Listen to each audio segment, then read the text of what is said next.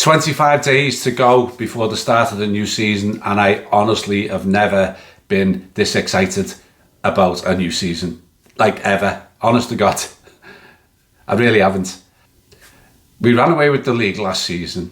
Arne Slot came in with little expectation amongst the fan base other than to hopefully get in the top four, keep us in the top four.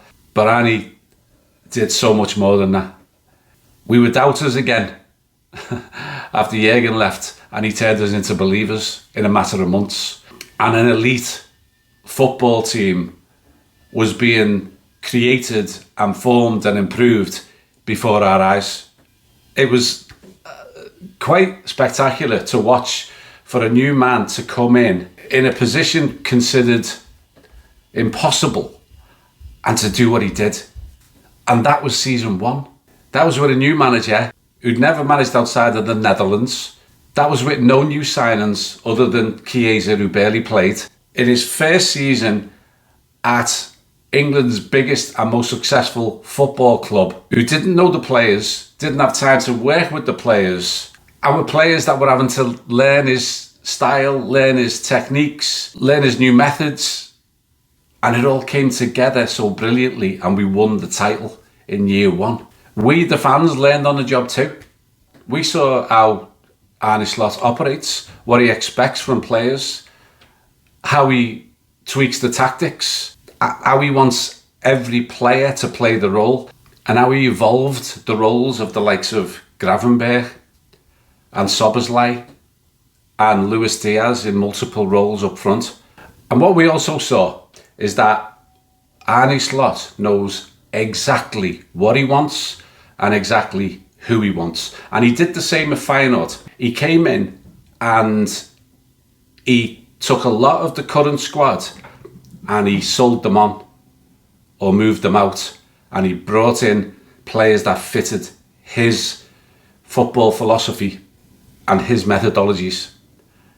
Players who he knew could execute what he wanted to do, and that's exactly what he was doing last season. So he evaluated every player and he decided who was the best fit to control that area of the pitch above everyone else in that squad. And as such, you got this core 11 players that were rotated in and out infrequently. And now it's season two. He's had time to evaluate the gaps. He's had time to evaluate the Premier League. He's been able to analyse, using all the brilliant statistics and metrics, where he believes there is gaps in the squad regarding building an elite team of elite players. And along with Richard Hughes and Michael Edwards, they've taken highly impressive and decisive action. And they may not be finished yet. I still think there's a potential centre-half coming in, and I think there's still potential for another forward to come in. I don't know if they're going to be called Gehi and Isak, but you never know. Watch this space. So let's look at those gaps. They knew the right back was leaving. We all knew he was leaving, so they certainly knew he was leaving. So they immediately went out, and the first signing, boom, Jeremy Frimpong. The best right back in Germany, a superstar over the last 2 seasons, age 24, an overlapping wing back, exactly what Slot wants. At left back, Andy Robertson, very clear signs of slowing down last season, still a fantastic player, but doesn't have the energy and the legs to get up and down the field as he once did. He'll still be an essential part next season, but Milos Kerkez does. Went out, boom, got him from Bournemouth. He's age 21. Looking at the stats, what does Slot want? Overlapping, creative, high energy, dynamic fullbacks. That's what he's got in Kerkez. Kerkez, in terms of his creativity last season, as well as his defending and his recovery times, were an improvement of what Liverpool have currently got with Robbo and Tsimikas. The gap at centre-half is an interesting one. It's not been filled yet. And I don't think Slot is going to be happy with having just Virgil and Konate, especially with what's hanging over Konate, and Joe Gomez. And then you're looking at players who can do a job. And Slot doesn't do players who can do a job. Slot wants elite. So that's why I think there might be something to come. But as it stands, we'll have to park that one, because right now, I'm going to give you my team in a minute. But right now, it's clearly we've got two with only one top class replacement, but a top class replacement who has a hard time staying fit. In midfield, the first choice trio last season that evolved was obviously Gravenberch with McAllister and Szoboszlai as the two more forward options, and it worked superbly. All three of them were fantastic. All three of them are elite footballers. All three of them fit what Slot wants, but there's one gap, and that is that none of them are creative enough in the sense that they don't score enough goals and they don't have enough assists for what Slot wants. The one thing that Liverpool Football Club puts a huge amount of stock in is, in all this data and statistics that they use, they analyse every player, the movements of every player and the actions of every player with one goal in mind. How does that movement and how do their actions impact the ability to create and score a goal? This is massive for them. And when you've got only 6 goals, 6 assists as your highest from midfield, I don't think Slot's happy with that. So what does he do? He goes and gets the best in the world in Florian Wirtz. A genuine superstar, age 22. I think the best attacking midfielder in the world.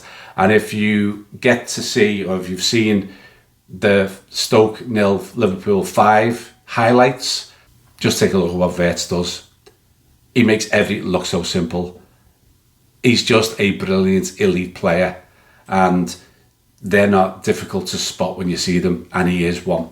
And we've got the absolute best we could possibly have got to fill that, not a gap in the team, because we've got 3 great players, but that void of the creative hub, the holy grail midfielder. Age 22, who had 22 goal contributions in 31 league games last season. That's the missing link. Up front, of course, Mo Salah. It just is. And then on the other side, I think that Slot has 100% decided that Cody Gakpo has now developed into the player he sees as first choice week in, week out. So he's going to take the position on the left. The other piece was the gap, where it was never filled last season. Darwin Núñez was hit and miss a lot, very erratic. Luis Diaz played there sometimes with decent level of success, but not elite level of success. And of course, our beloved Diogo, our forever number 20, unfortunately got injured and didn't play as many games. And I can't go any further without another nod to the great Diogo Jota and his brother Andre. We'll so miss you. We already are. But getting back to the video, there was a need to bring in an elite number 9. And so that's what they've gone and done. They've gone and got Hugo Ekitike from Frankfurt, and he's 23. Ekitike, strong, fast, determined, described in one European video I saw as a mentality monster. Well, that served us quite well in the past, hasn't it? Having a few mentality monsters. And I fully expect him to be the fulcrum of the attack this season. So the 4 players brought in are 21, 22, 23 and 24. Pretty amazing in terms of not just today, but the future. So here is my starting 11 for next season. So let me explain my rationale behind it.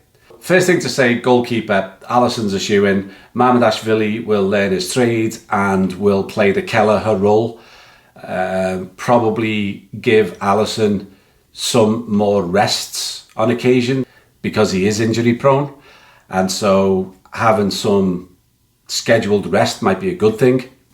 Now, I mentioned earlier that Slot played his preferred starting 11 in about 90% of the games, but I don't think that was out of choice. It was out of necessity because he didn't have elite backups. Now he does, in virtually every position.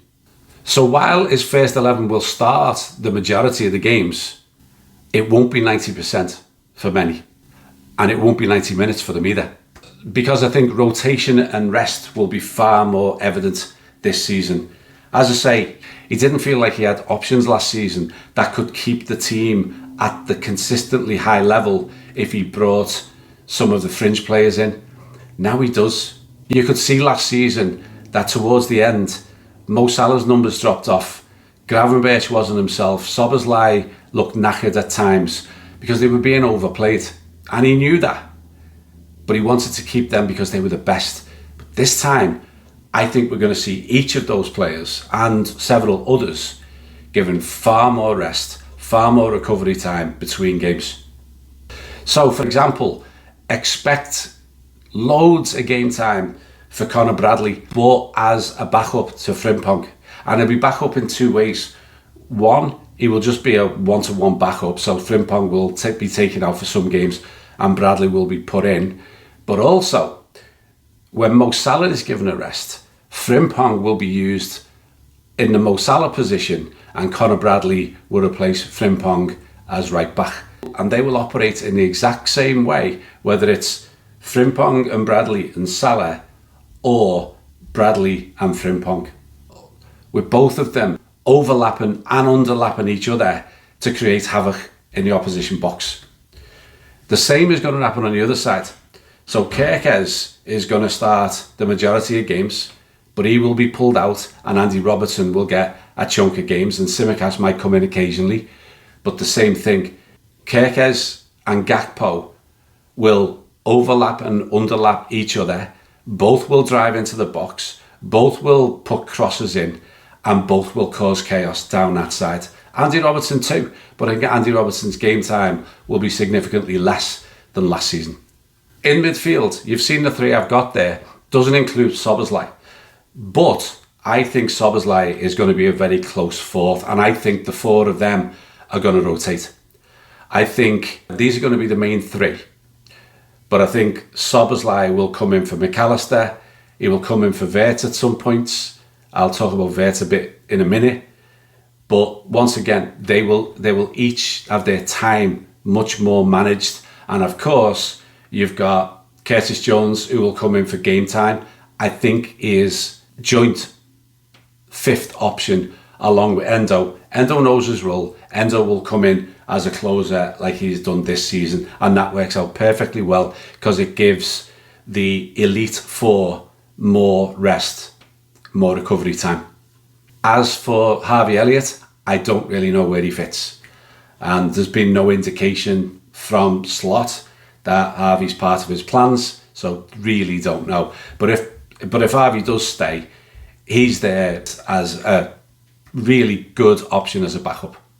Up front, of course, it's Salah, and I believe Frimpong will be his replacement in reduced time for Salah to keep him fresh. Salah's not going to like it, he loves to be on the pitch all the time, but I think he's going to get reduced minutes. I think he'll be taken off early if we're like 2-0 up in games, and Frimpong will very ably fill that position with, I'd say, Conor Bradley coming in. Ekitike will be the fulcrum of the team, but also I think he's got to be managed as well. He's only 23, new league. There are various permutations as to what Slot can do here, but I think the number one is that Ekitike is taken out, whether he's subbed or whether he's just left out from the start in some games, and the brilliant Florian Wirtz takes that spot as a false nine. Now, he's played that before, and you've got to be an elite footballer with a brilliant football brain to be able to play that position. And the one that we had that did it the most successfully was the brilliant Bobby Firmino, who almost invented the position, as far as I'm concerned, because he's so freaking clever. Such a brilliant technical footballer and one step ahead in his brain, one step ahead in his mind. And that's exactly what Florian Wirtz is. And I think that you can pull out Ekitike and move him there and move Szoboszlai into Florian Wirtz's place and you don't miss a beat. you see all the different permutations that we've got. And this is all, by the way, I'm not even talking about Luis Diaz or Darwin Núñez, because I don't know where their futures lie, and both of them might be on their way. But we'll see. And then you've got the youngsters as well. We've got several high quality youngsters who are getting game time at the moment, and expect them to be part of the squad, learn the ropes and be involved in things like the League Cup games. So you look at this 11, that is an elite 11 with an elite player in every single position and with elite players on the bench. It's something we didn't have last season, but we do have now. The balance is perfect. We've got the width, the speed. Every player is supremely technical, high energy, determined, never say die. They've all got speed of mind and speed of foot, and every one of them has the ability to control and win their particular area of the pitch. And I think that is a key factor of how Arne Slot builds a team. All 11 must be in control and dominate their opposition player in their area of the pitch. And if you do that in 11 areas of the pitch, how can you possibly fail?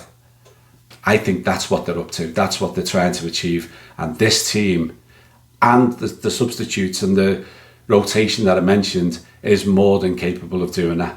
They all offer creativity, guile, cleverness, ingenuity, and a bucket load of goals and assists. It's as exciting a starting 11 and overall squad that I have ever seen across decades of watching the Reds.